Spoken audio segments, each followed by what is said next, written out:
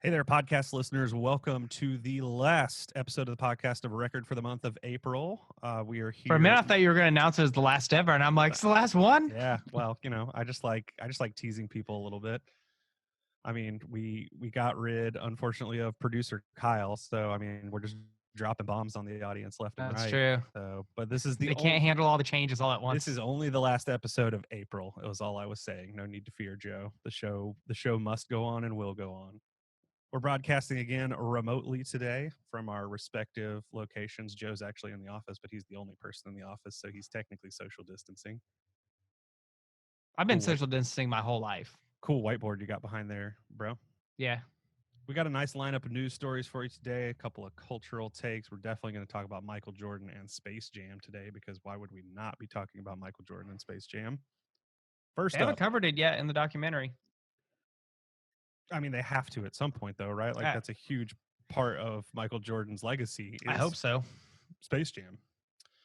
First up, out of Business Insider, people are paying as much as 23% more attention to ads during the lockdown, which means that brands that are stopping their advertising could be missing out on some great deals and some great eyeball time.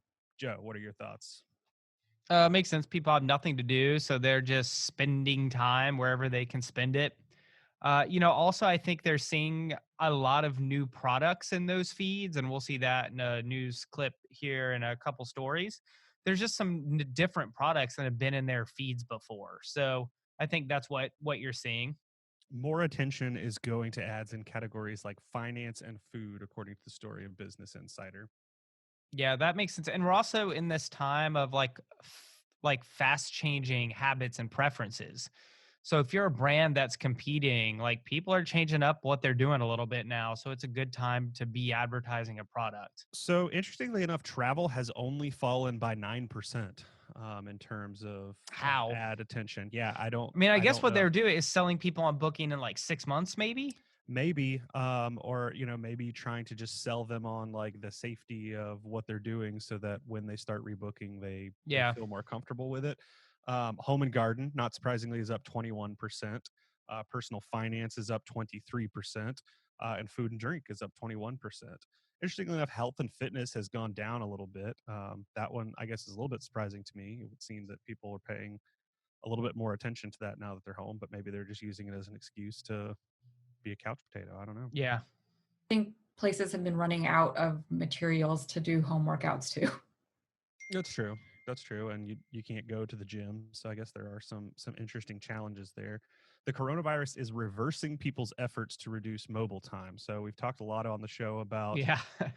how, every app and every device is trying to show you, how much time you're spending on the platform and convince you, maybe to take a break. I mean, no Uh, one cared before. They just had to pretend to care. yeah, now Now they they have don't an have to pretend to excuse care. Yeah. to not care. Yep, for sure. It's also happening with parenting as well, where you were trying to be really careful about how much time your kid spends Sure, on screen TV. time. Take Yeah. this screen and leave me alone. Yeah. Watch Bubble Guppies and be quiet. Out of CNBC, a plunge in digital ad prices. So, along the same topic, a plunge in digital ad prices opens a spending opportunity for startups in gaming, e-commerce, and online education. And we've come full circle from where Facebook was pre 2016, where most of the ads were random gaming apps and, just kind of miscellaneous products. Clash of Clans coming Yeah. back. I remember that, there was a time, I don't know, in 2015 maybe, when everything was an ad for a gaming app. So, I mean, we also have now our 2020 version of Farmville, right? Animal Crossing is the latest craze that has What is taken Animal over. Crossing? Animal Crossing is this little cartoonish game where you do things like trade turnips and get a false currency and have weird little animals following you around. I mean, it kind of looks like a children's game, but it has taken gaming by storm. It's like it has caused, it's a Nintendo game, so it's caused an uptick in Nintendo device purchases, which is good. Nintendo, sometimes struggles to compete on the device front with Sony and Microsoft. So there's been a lot of people that have taken advantage to order the Nintendo Switch Lite. There's a Lite version now, which is just a handheld and doesn't come with the option to plug into your television. So Animal Crossing is the latest craze. It's the new Interesting. Minecraft. Aria's been playing. She loves it. Yep. Minecraft or Animal Crossing? Animal Crossing. Animal Crossing, I'm sure. Yeah. Yeah. I just think, well, one of the things is I think that collapse in ad spending cost has started to rebound. I think the platforms have started to restrict ad volumes to keep prices buoyed a little bit, and then they've managed to close the gap between old advertisers pulling out, new advertisers coming in. So I think CPMs have recovered significantly from where they were a month ago, or at least on all of the client stuff I'm watching, it's recovered I think that's significantly. fair. Yeah. So the key points out of the CNBC story are that Facebook, Google, and Twitter are seeing ad prices drop precipitously as companies in travel, entertainment, and physical retail freeze their spending. One of the executives of Expedia said its company is going to slash its ad spending by about 80% this year to be less than $1 billion. So, I mean, I guess that's a good news if you're tired of seeing Expedia commercials because you're going to see a lot .com. less of them. So this is a significant piece about both Google and Facebook's business models. Is so take TV or radio, or even some programmatic display on big websites. Your top buyers in those categories are going to be CPG, auto, pharma. There's a handful of Coke.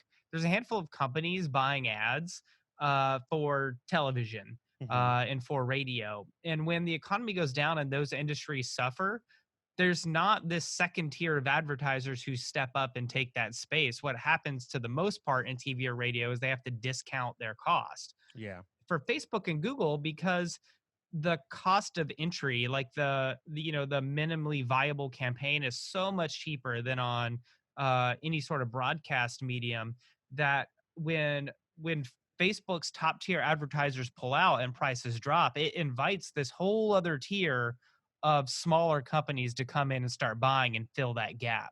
So Facebook and Google both have insulation to their ad revenues that most ad companies in the broadcast space don't have. Nobody makes a $5,000 TV buy, but Facebook might have 100,000 companies that place a $5,000 monthly buy on Facebook that are Right. just coming back into Facebook. Online learning has seen an explosion too, which makes sense, especially as you know that people are maybe out of work, maybe out of Yeah, jobs, looking for something we're in a new to golden go age of to dabbling. build. Yeah, to build a new skill set. Yeah, there's I a mean, lot of gig dabbling economy going on. has opened up dabbling for sure. So like Masterclass is one of the services that has dramatically increased its advertising budget. And Masterclass is also, I mean, I think Joe, you've subscribed to Masterclass before. Nipa, Yeah. I don't know if you have, but um, they've dramatically increased just in the past 6 months the amount of content they have Oh as well. yeah. So they've They've released they tons took of a second new round of sessions. funding maybe 8 months ago, Matt, is Hmm. why I heard an interview with the founder I mean, they about released it. one on gardening the other day. Literally, they released a masterclass on gardening. I So, mean, that makes total sense given that a lot of people are yep. experimenting with gardening and cooking and DIY. Like, And I think, cooking's been a big one they've had for a while. They've had yeah, they've had Chef a Gordon Wolfgang Puck and a Ramsay. couple Yep. of those on there. I took the Aaron Sorkin screenwriting course on there. Hmm. When I did my course, and it was good. And what makes it unique is it's just incredibly well produced, multiple camera angles, It and is. Yep. yeah, I mean it's a nice product. So they've dramatically increased their ad buy over So, the last few Matt, weeks as a result. explain, give me your breakdown of that business model right now, because in theory, and they went over this in the interview I listened to, why should anybody be willing to pay a premium for a masterclass course to get effectively the same information they could get for free on a YouTube video or in a So series of YouTube videos? I mean, Masterclass makes its success solely based on the name of and the quality of the person they have doing the teaching, right? Like you can go to YouTube and find probably literally the exact same information that you're getting from a Yeah. lot of these people, but because you're not being taught, cooking by Gordon Ramsay, you're not being taught filmmaking by Martin Scorsese, you're not being taught magic by Penn and Teller themselves. It's just a different quality and category. I think a big shift for Masterclass's business model that opened them up to a whole new market is, and this goes back to the concept of dabbling, like you talked about a second ago, is when they opened up their premium subscription to just take any course on the platform you want. So for a long time, Masterclass Yeah, was simply you one at a purchased the time. class you wanted to do. And they were $69 to $99 a course. You could do as many as you wanted to, but you basically got no discount for doing multiple classes. Now it's just a flat, I don't know if it's $100, I don't know if it's $200, but a flat fee for the year, and you have access to all of their library of content, which is growing almost weekly at this point, is what it appears to be Yeah. growing at. What I But think is it's the interesting. quality of person teaching there, right? So, one of the things they noted in the interview that I listened to is most courses like that are going to sell at a premium try and make it feel like an exclusive experience Hmm. to the buyer, to the course taker. Masterclass is the only online education company that made it an exclusive experience for the course instructor. So Yes. the way Masterclass worked is it made it so if you're a big shot in any field and Masterclass asks you, well, that's an exclusive thing to do. And of course you're gonna say yes to it because just by being asked to do a masterclass, that is a distinguishing thing on your resume to have. I think, really the first, probably 5 to 10 people that were willing to do it took a pretty big chance there, right? I mean, Yeah. I think Steve Martin was one of the early people that did it. Aaron Sorkin, I think, was one of the early people that did it.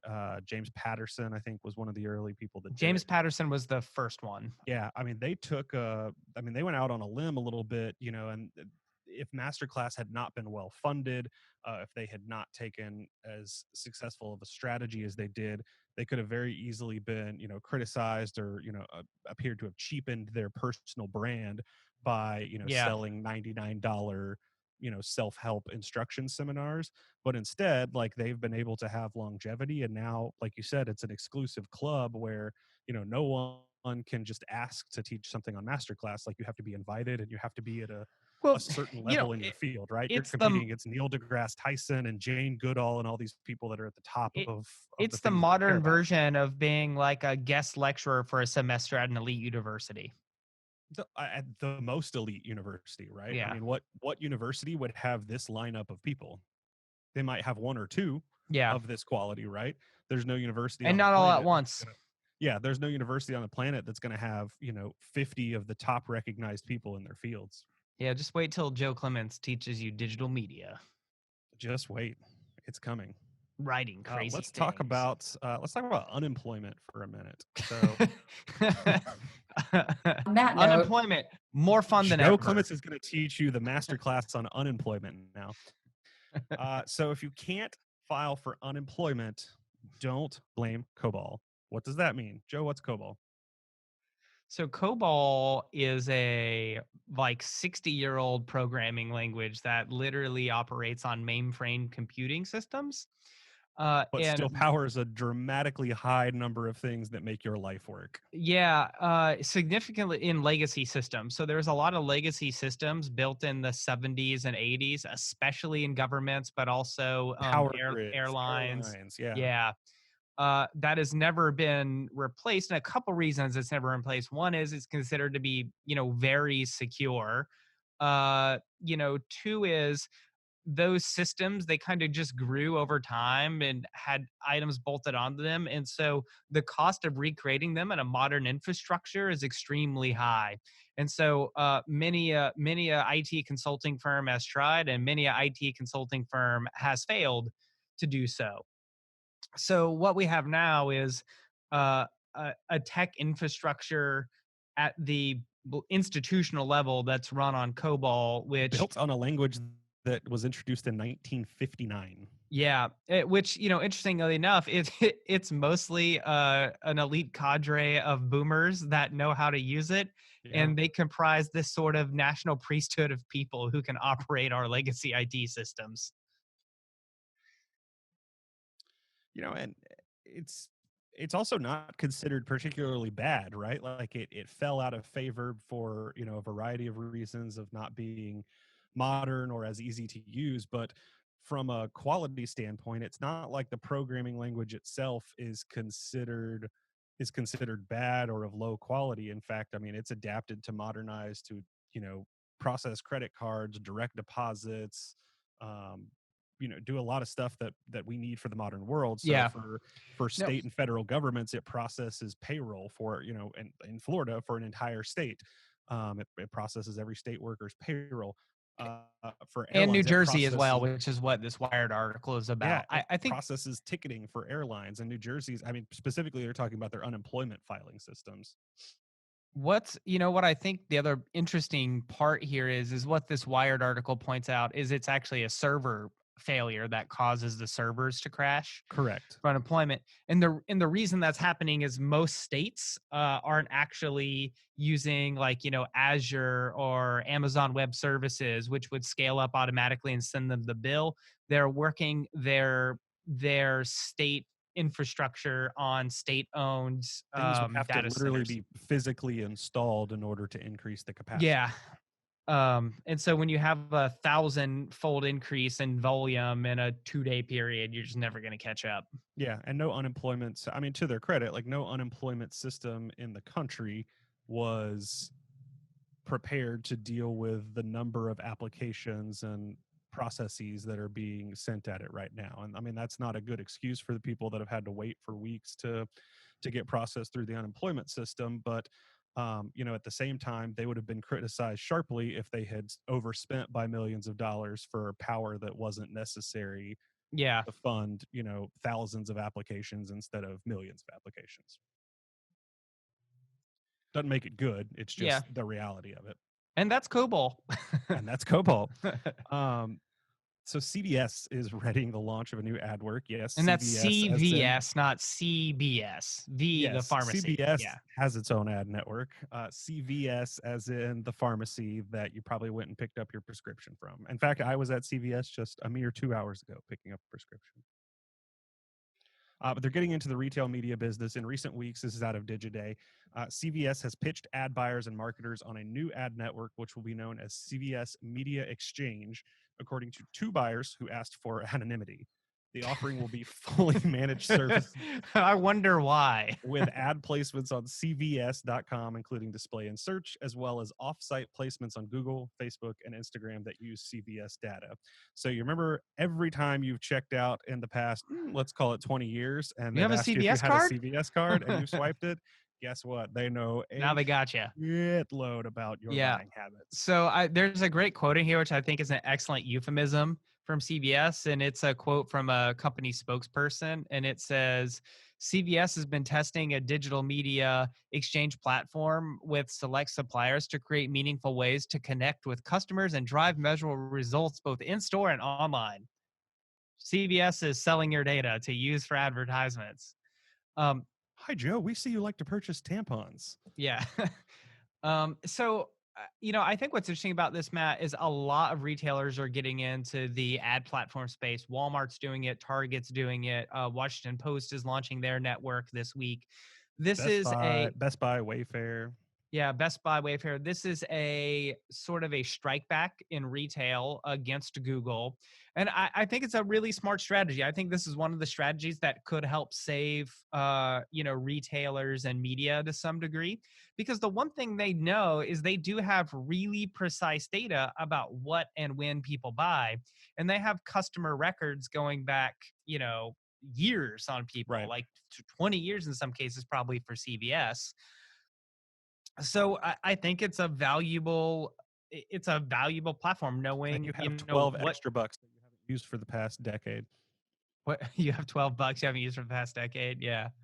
Now, can they convert these ads into people who buy on their websites or buy in store? I don't know, but it's a good way to monetize these data sets that are for the most part just sitting there and have probably been used as much as they can use them to optimize their in-store experiences. My guess is too, you're going to get a good value at least at first, because they're going to be looking to put people on the platform, right? They're not going to, I mean, with advertising spending being down right now, they're not going to have a rush of people, moving over to hand over money. So my bet is you're going to get a pretty good deal if you're one of the first people in the door to take advantage of their new ad network.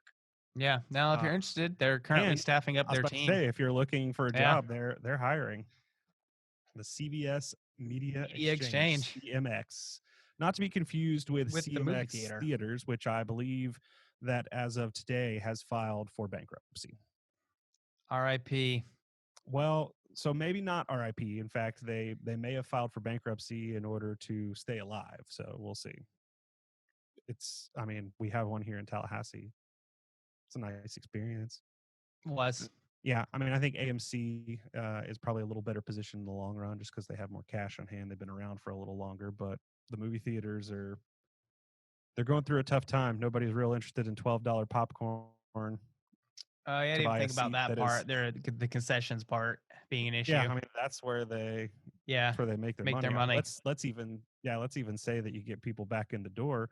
You're going to sell less tickets because you're almost certainly going to have to start by putting 2 seats in between people or whatever the rules end up being. Nobody's going to want your popcorn that some dude just sneezed all over. Anyways, You should not let people sneeze on your popcorn. I That's agree. unacceptable even in I normal times. completely agree. So, the Michael Jordan documentary, I still haven't watched it. Joe and Nipa, I know you both have been I watching don't the think Michael Nipa has, Jordan because Nipa documentary. needed a quiet I haven't watched it room yet. for it, for the focus, the meditation session. Ah, okay. I moved on to Never Have I Ever, the Mindy Kaling show that came out on Netflix yesterday. That one's amazing, but I need to make the time for Michael Jordan. We started watching Killing Eve, which, if you haven't seen it, is a pretty spectacular show. Really, really exceptional from BBC America. That's with Sandra Oh, right? Mm-hmm. Sure is. So the reason Back to I Michael put Jordan. Yeah. I put this in here is ESPN has a very long story titled "An All Access Michael Jordan Documentary: How the Last Dance Was Made Possible." In To the be fair, background, ESPN doesn't have a ton of other things to talk about right now. yeah, true. So what I thought was interesting is they approved in 97, 98 for a video crew to follow them around the entire season. But the catch was that the video from that crew could only be used if Michael Jordan approved it, because Michael Jordan didn't negotiate um, his any of his trademarks or anything through the NBA Players Association. He did them all independently. And he was one of only 2 players to ever do that. So he had an independent say over how and when that video could be used. And so over the last 22 years, he had multiple approaches from people asking to do that. Even Danny DeVito made an approach about doing a documentary, but no one ever got past Jordan's business people Was on it. Danny DeVito trying to play Michael in the movie, or I how's don't that know. working? Would have been hilarious. Um, So the interesting is the guy who made it is Klay Thompson's uncle, the NBA Golden State Warriors player. Klay Thompson was the lead producer for the film when they were shooting it.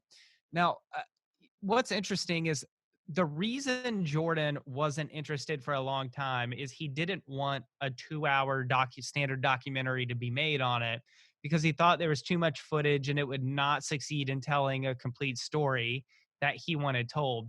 And so that's why no one made That's it what I'm past. concerned about with my own Yeah, documentary as you well, is should that be. it's going to have to be at least a 6-part limited series. You want that Walter Isaacson length to it to Yeah, really flesh out all the angles. for But sure. what got Jordan's attention was a pitch from the producer of The Last Dance that said, "Hey, if we do this streaming, we can make it 10 hours long, over 10 episodes, and tell every angle of the story." And that's And if we ultimately launch what, a virus right before we launch the series, people are just yeah, going to be stuck at home and have to watch genius. it. Jordan was like, "I got to sign up on that." So it's not Bill Gates, it's Michael Jordan It was now. Michael Jordan. Well, they're working together, clearly. They're coordinating. So I think what's interesting there is it's literally the streaming format that made this documentary possible. But not for streaming existing, you would never have this documentary produced in Michael Jordan's lifetime, and maybe never by his estate, right? So it's an interesting commentary on a new format making a project possible at all. I mean, I think that's the case with a lot of documentary series right now that wouldn't have gotten made except for streaming. I just watched Yeah, Hillary on Hulu, which is like a 4-part and that's miniseries. 4 hours, right? Yeah, and it's incredible. It's really good. I don't know that the story could have been told in like an hour or 2 hours. Yeah. Well, and from the streaming perspective, what you want is to give people a reason to keep coming back and watching episode after episode after episode. Like if you know they're interested in the subject matter, they're not going to quit after 2 hours. They're going to keep going. So again, I haven't watched it. Apparently, some of Scottie Pippen's financial decisions are not painted in the best light over the course of the documentary series. So much so that Scottie Pippen's wife, ex-wife, I'm not sure, wife or ex-wife, had to go on Instagram to say, "Don't worry, Scottie made plenty of money during his NBA career. He's just fine."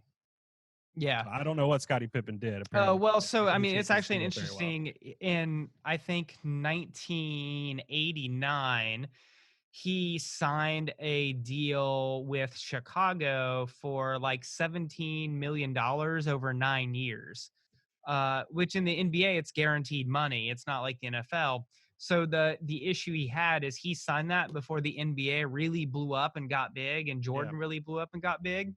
So he signs this, and then by the time you get to the last 2 years of his contract, he's maybe the second best player in the NBA on the best team in the NBA, and he's like the 110th highest paid player.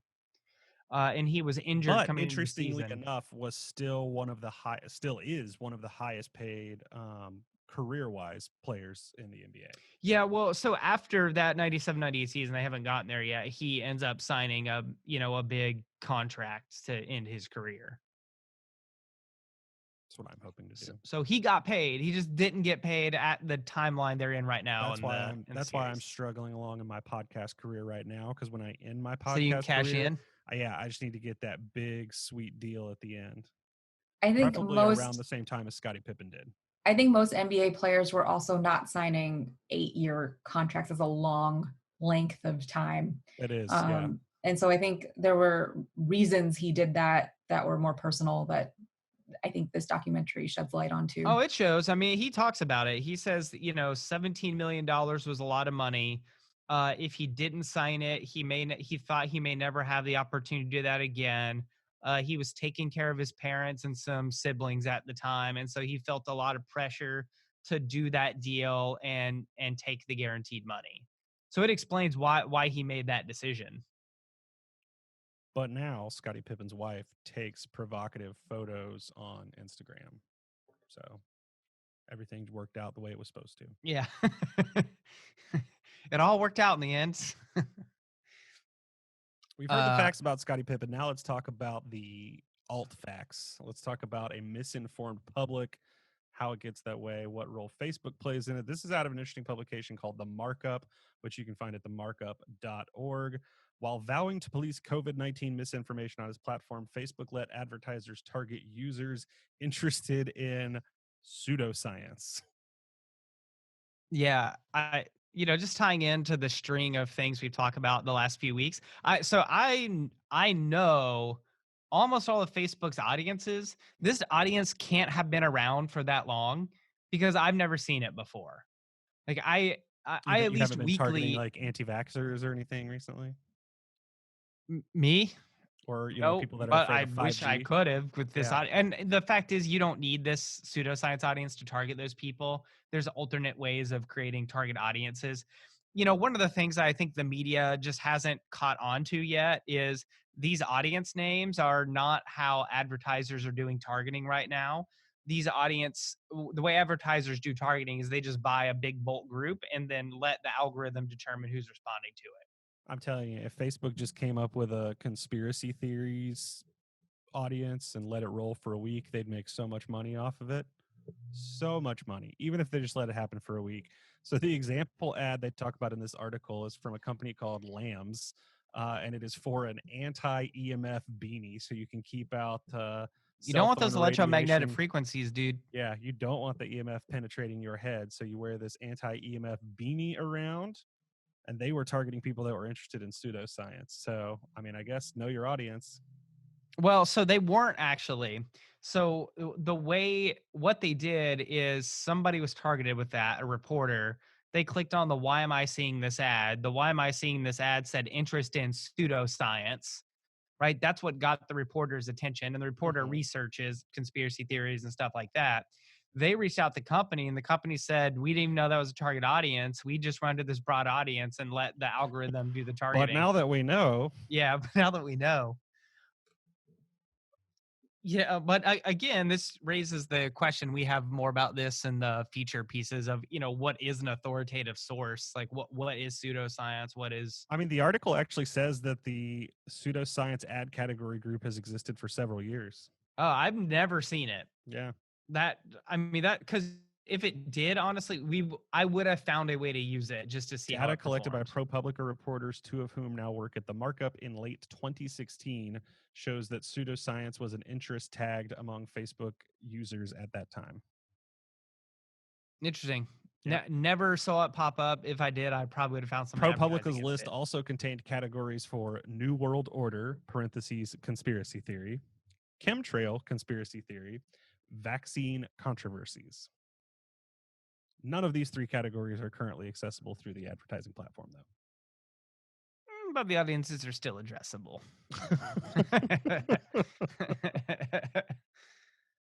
Just target people that like Bill Gates. Right? That's what we've learned, is that Bill Gates is the front man for all of Man, for all of these things probably now. the worst PR management of anyone I've seen in a long time has been Poor Bill Gates' Bill. PR team. Poor Bill, man. They've He's just gotten overexposed him. lit I mean, up. the problem is they haven't. What they should have done is scheduled him, and this is maybe hindsight, but scheduled him for one 60 Minutes interview or one Joe Rogan interview. Let him do everything in a long form content, and then just locked him away for 6 or 8 weeks before they had him do another interview again. What they've done by rolling him out, and he's never been good in the media. He doesn't come across really well most of the time when he's speaking. Is they should have had him do one long form interview, then let that be it, and then let him just keep working behind the scenes instead of scheduling him for ad nauseum CNN and PBS interviews. That's done nothing but create trouble for him. I mean, now we have people setting fire to cell phone towers because they think it's going to take out Bill Gates's 5G mind control network. Bill Gates owns the 5G mind control network. I thought he was trying to inject us with nanotechnology. Well, I mean, he's involved in all of it through the according to these immunizations. people. Yeah. I can't keep up with what I'm supposed to worry about. The thought is that he's spreading the disease so that he can inject you with his RFID chip. He's spreading the disease by exposure to 5G cellular networks. Okay. Yeah. I like it. And this theory has been endorsed by a growing number of celebrities such as Woody Harrelson, John Cusack, and musicians MIA and Wiz Khalifa. So, yeah, it's got a growing list of pioneers. I mean, look, here's what I would say. What if they turn out to be right? A lot of crazy things have turned out to be right. Yeah, just in the last few years. That's what I've been saying about the flat earthers for years too. Yeah. I mean, what if they turn out to be right and one day we just accidentally drive a Carnival cruise ship off the edge of the earth? Hopefully, if we're going to do that, it's one that was already infected with coronavirus, since we know now. Then we don't have to argue over where it ports. Yeah, just decided to go anyways. What do we got next? Speaking of Hollywood and celebrities endorsing the elites, crazy theories, Deadline, a widely reputable news source out of Hollywood since 2006, has laid out their section for reopening Hollywood. So Nipa, tell us about some of your favorite stories that Deadline is laying out for reopening Hollywood and how that might work for TV and film production. Well, so I've been following this because we do a lot of video production in-house too, and it a lot less lately. Partly because we don't have the capacity to handle this this intense process that some of these producers are proposing.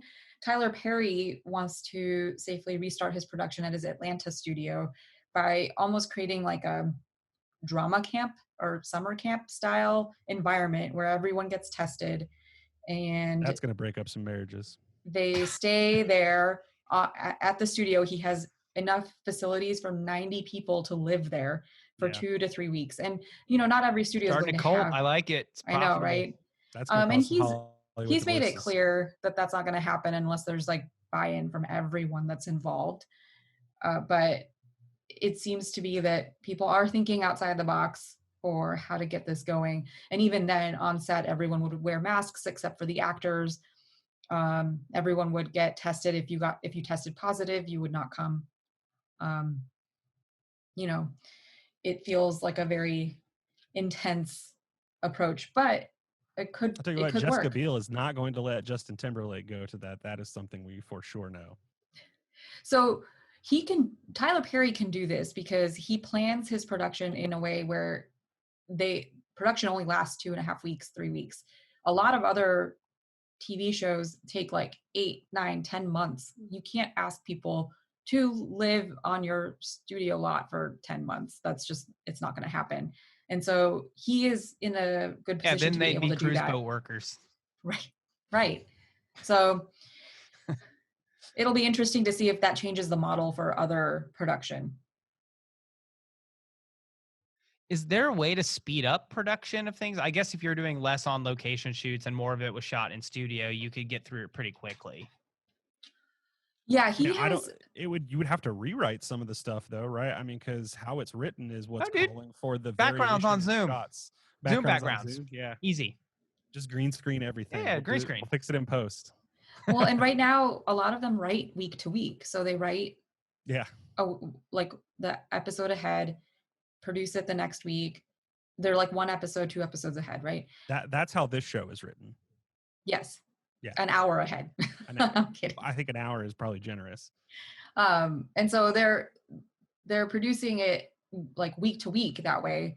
Tyler Perry writes his entire season in one go. And so I think that it might change some things.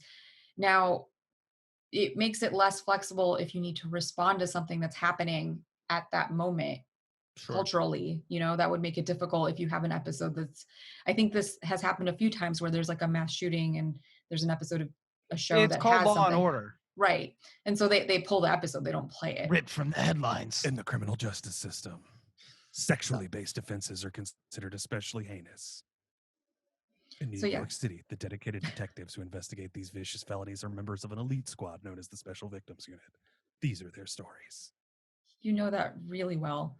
So yeah, I think that it's going to change the way TV is produced for sure. So here's something that we didn't plan to talk about, but I think is an interesting example of production and how it's changed and is working differently. So we've talked a lot with clients over the past couple of weeks about how especially in terms of production quality, they can afford to get away with more right now, meaning like the quality doesn't have to be as intensely high as it was expected to be even due to the stunning lack of rules and norms that now exist. And due to the stunning technological failures of people understanding the basics of lighting and sound. But that's neither here nor there. I mean, we have major broadcast network shows now that are being broadcast from like a laptop in a dude's basement because he's quarantined from coronavirus. But that being said, there was a really interesting. Oh, you know that's not real, right? Have you seen the internet rumor that the whole Cuomo thing was fake? He never had coronavirus. I have not seen. I'll look this up. Yeah, you gotta spend more time in the recesses of the internet. I mean, I spend plenty of time there. It's just there's so much in the recesses of the internet and Reddit and 4chan and everywhere else. And then his wife, I guess, Chris Cuomo's wife, is now being publicly shamed for really bad advice on how to get better from coronavirus. She was talking about essential oils and bleach baths and all sorts of things that are not. How do we know this stuff doesn't work? There's literally no research. Perfect. So a good example, I think, of kind of the changing production paradigms. So a little over a week ago, I guess it was last weekend, David Guetta, French DJ, music producer, superstar DJ, came to Miami and did so obviously Ultra Music Festival, a big electronic music festival that happens in Miami every year, was canceled this year due to coronavirus. So he came and played a show in the middle of this big condo complex where there's thousands of residents, but no one could come to it. It was broadcast live on the internet. Everyone in the condo complex was welcome to go out on their balcony and watch it from there. And it was broadcast live on YouTube, and it was a fundraiser for Feeding America and a couple other charities. So it was really interesting because they clearly had to use like a fairly lean video production method. but it was still really high quality. So he had his little DJ set up on the pool deck of this condo complex. There were basically two cameras. One was close up, one was from behind. And then there was a camera mounted on a drone. So that's how they were showing the people on their balconies in the condos and showing aerial shots. And this thing was basically run from, a 10-person crew, and all the people on the production set, except David Guetta, had masks on and gloves, and he had gloves on. And it was a very lean setup, but very high quality, and it raised over $500,000 for charity as a result. And then they were bringing in people from all around the world that were watching, other DJs, soccer stars from around the world, via Zoom calls to just show Yeah, them in a time like participating. this, now more than ever, think our frontline workers, etc. Piano music. Yeah. Yeah, Yep. You got it. Yep. it's become a parody of itself, and it only took 3 weeks. Yeah. But again, they raised $500,000 for some good causes. So it was a good example of how to do a lean video production show in the time of a global pandemic.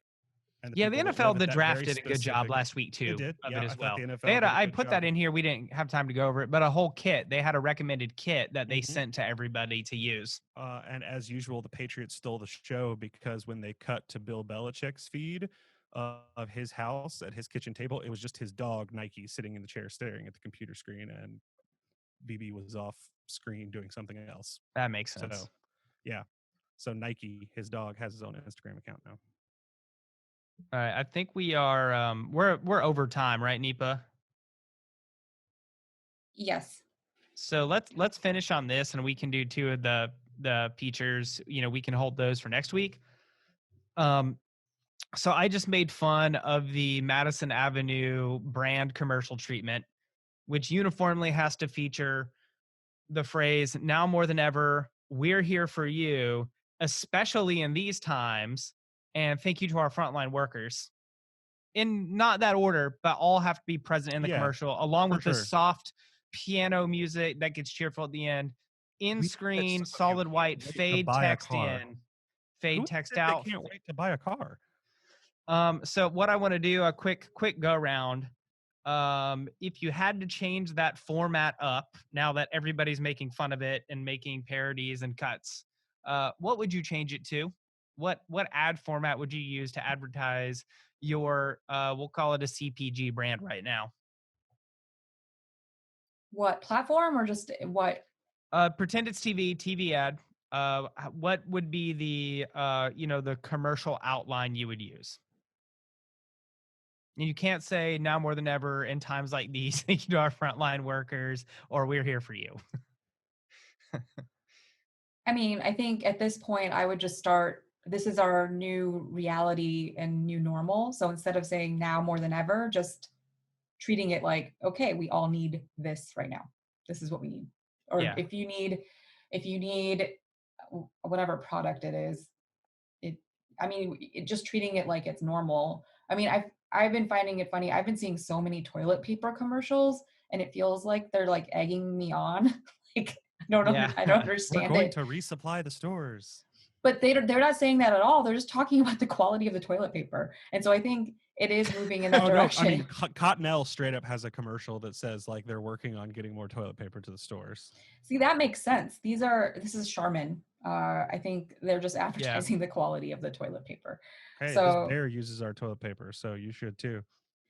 but yeah, I think some of it is just moving into this normal. I've been seeing a lot of ads for athleisure, because everyone's home a lot. So like it's more about like, here, you need these because you're working from home and this is your Yeah. normal right now.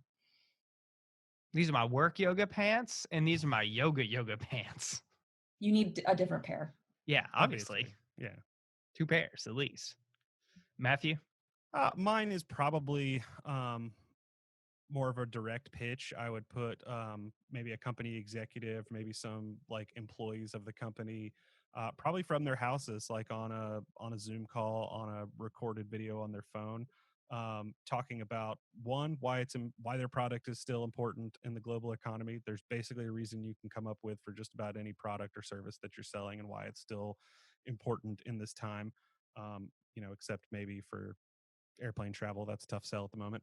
And two, I would talk about like what they're doing to protect their workers. And I mean, I don't need to hear that a random, beer company like supports our frontline healthcare workers. Like, I'm going to say it's safe to assume that if asked, any company, any executive, any person in the country is going to say positive and favorable things about our healthcare workers on the front lines.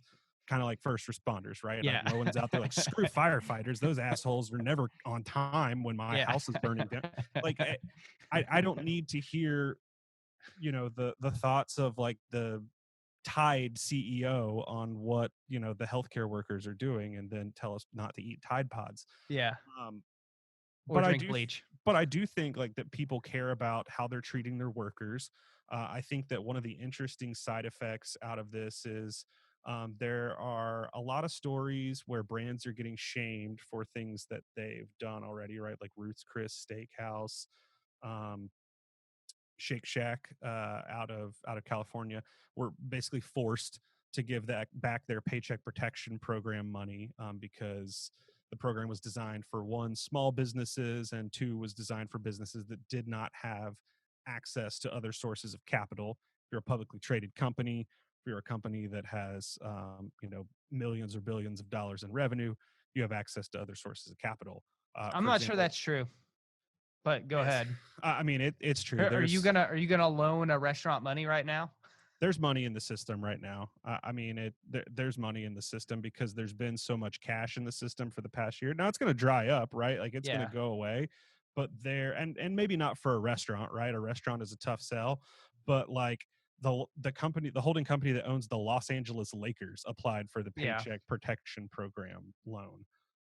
And hasn't been forced to give it back. So $4.6 million, which could have been loans to 20 or 30 businesses, instead went to the LA Lakers, who made $441 million in revenue last year. Um, but that aside, I mean, I think that there's shaming that people have done with companies. And that, I think there's going to be a wave once the recovery actually starts and people go back to work. There's going to be some whistleblowers who talk about the things that happened at companies that you didn't hear about while they were going on, that are going to be interesting to the media about how they did something sneaky or something to screw over consumers in the wake of coronavirus, that is going to make a year's worth of 60-minute specials about how X fast food chain like secretly subbed in a new ingredient that was cheaper but actually had poison in it. I mean, but I guarantee you Bold new ingredient. there are going to be like cases of that happening, um, Yeah. and there's going to be stories that come out of it. They're just not peaking yet. Yeah. Here's how I'd handle this as an advertiser right now. I'd go straight for mocking the other people in the arena, and then But I'd that's use your humor. default position anyways. Yeah, well, I mean, look, my default position earlier may have been that, but I wouldn't have done it. But I think right now, like what you want to go for is you want to get on the angle where everybody is. You don't want to be behind. And so, 4 weeks ago, being, sympathetic and emotional was in. Now I think people are over it, and you want to communicate that, yeah, this sucks. This is what we have to do. And isn't it funny, like mask, like, oh, if you forget you have it on, you can't eat. And then someone fails to put like a fork in their mouth or something like that. Or you do kind of like a mock ad making fun of, another person in your industry and their Oh man, stuff. I went to go pick up some takeout from a restaurant the other night, and these two older gentlemen that were a good 12 feet away from me, all waiting outside this restaurant, who both had their masks on, were talking very loudly about how inconsiderate it was for people to not have their masks on, and I didn't have a mask on. So Yeah. I It's mean, becoming a thing. The they the were talking as judgment loudly as they could to make sure that I heard them. the judgment from people has been very interesting and kind of obnoxious a little bit. I mean, y- they don't know what's going on with you, so why? I don't know. I don't know. Yeah. I feel like everyone's trying to do the best they can, so why be super judgmental? But that's been happening with like people I know going on runs. Like someone didn't have a mask on, couldn't get by. So tried to like go around, but the person she was running around who'd made no effort to like move or to accommodate her at all either also did not have a mask on, just like yelled at her for not social distancing properly and then And, spit at her. and like Get physicians your have, slow ass out of the way, lady. yeah, like physicians have been pretty clear about the fact that it's unlikely you are going to get coronavirus from passing someone jogging unless they sneeze on you Yeah, I mean, while look, you're running past. the social piece of the mask thing is going to be really interesting to watch play out because of the type of hyper aggressive social policing that's going to happen around it. Mhm. Uh, is going to be fun. There's going to be a lot of interesting videos that pop up on the internet in the next 4 weeks with, the Karens on one side or the other of that issue screaming at people.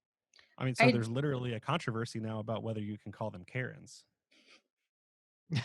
or whether of it course is there is. bigoted against middle-aged white women. I do like the idea. I think Matt mentioned this a little earlier about, but also like focusing a little bit on companies that are doing something aside from just like verbally supporting the frontline workers. There are companies that are if you purchase Or something, they're announcing that they're hoarding of 2 billion masks in their Well, basement most and of the finally frontline workers giving are away. unemployed now, so right. I mean, that's a whole other story. But the like Allbirds, I think, was donating a pair of shoes to someone who's working at a hospital or like hospital workers for every pair you purchase, like things like that. I'm not sure if that's the exact deal, so don't quote me on that. But there's like companies that are actually trying to do tangible things to help people out. Mm-hmm. Crocs was just giving away pairs to healthcare workers. If you were a healthcare worker and went to their website, you could get a free pair of Crocs. yeah, here's my other, by the way, just from a really cynical point of view in times like this, everybody runs to the PR angle. I think the PR angle ends up producing next to no value because it gets overshadowed by the crisis itself. So, there's the benefit of doing it because you want to do it as a company, but then there's the PR benefit of doing it, the earned media and the good brand sentiment, which I think actually isn't realized in a crisis because you get, one, hour of good coverage and then boop, we're off to the next thing. I mean, I don't know. I feel like I would like if I am not planning on purchasing that object or what that service at that moment, I would remember it for later. I would not, but I am probably not the average consumer. Look, here's that. I would remember it if I was already a customer of that company. I would probably not notice that at all if I wasn't. Right. I mean, I'm only seeing the ads for the Stuff you've, stuff that I'm you're being being targeted targeted with. for. Yeah. So I don't know that I'm aware of everything that everyone is doing. Smith and Wesson just goes and hands out guns. Guess I'm gonna have to buy a gun. No, What just you really just got to wait worry for them about to is give you one. ammo. Yeah. The gun is not the hard part to find, it's the ammo. Well, the problem is now you can get the gun, but literally can't get trained on how to use it. So Well, that's a problem too. But yeah. even if you can get the gun, you can't get anything to fire out of the gun. So we live in a post-apocalyptic time. All right, that is all the time we have for today. Any final thoughts, Joe or Neva, before we I'm go? good. I'm good. All right. Shared all my thoughts. They're all empty. I'm glad we were able to help you dump your brain onto the listeners of this podcast. You're So welcome, if listeners. you're interested in having Joe's brain dumped upon you next week, again, we will be back with the latest in marketing, advertising, and cultural hot takes and news. As always, thanks for listening. If you enjoyed today's episode, jump in your favorite podcast app, give us a rating or review. Helps more people find the show, which we like. Thanks for joining us. See you next week.